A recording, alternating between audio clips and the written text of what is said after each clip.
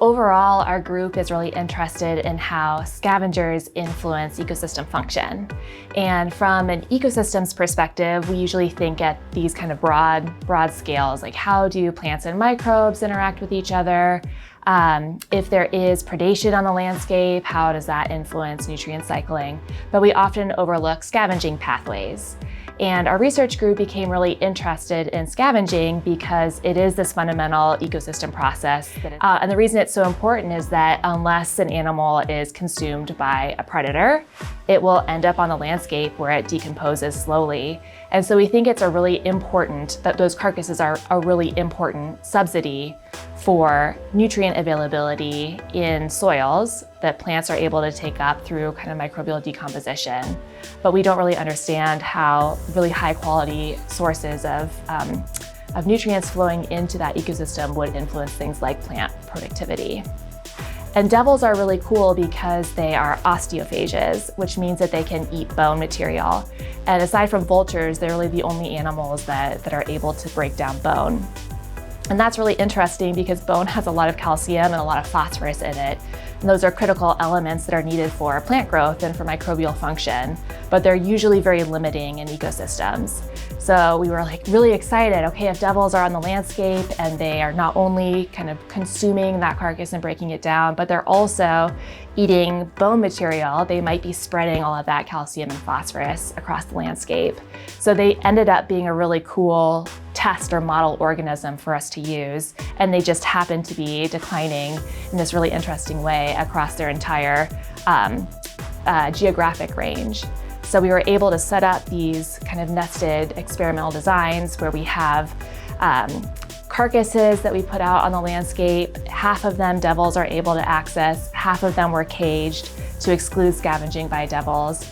And those experiments were set up all across the devil density decline. So we're able not only to look at scavenging kind of under natural conditions with lots of healthy, thriving devils, all the way down to areas where they've almost been exterminated. Where carcasses were kind of just left open and available to all scavengers, they could be consumed in just a couple of days. So especially if an adult devil finds that carcass, they can eat it just absolutely everything in a night.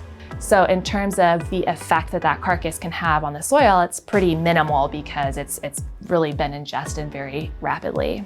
And in areas where devils are excluded, we do see scavenging by these meso scavengers, kind of the middle scavengers, a little bit smaller. So that's ravens and quolls and rats. So they are still coming in and they're decomposing or kind of scavenging that material, but it sits on the soil for 20 days, 30 days.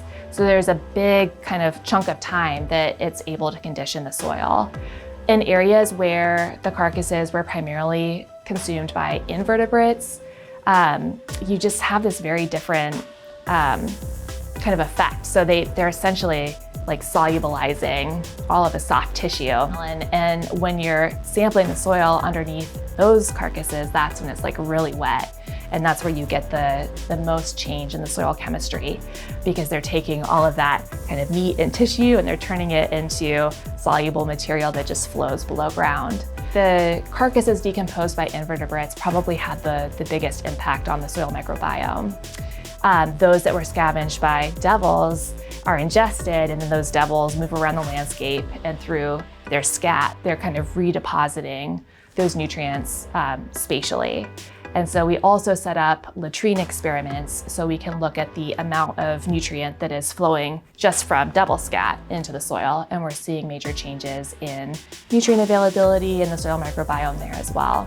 From that soil perspective, if we can start understanding how nutrient availability influences the soil microbiome and plant productivity, we can move again from these kind of Tasmanian eucalyptus systems that don't have a lot of relevance to Idaho into Idaho settings, whether it's agricultural settings or forestry. There's a bunch of different ways that kind of this foundational understanding for how organic matter forms and persists below ground can be really important for how we manage Idaho systems as well.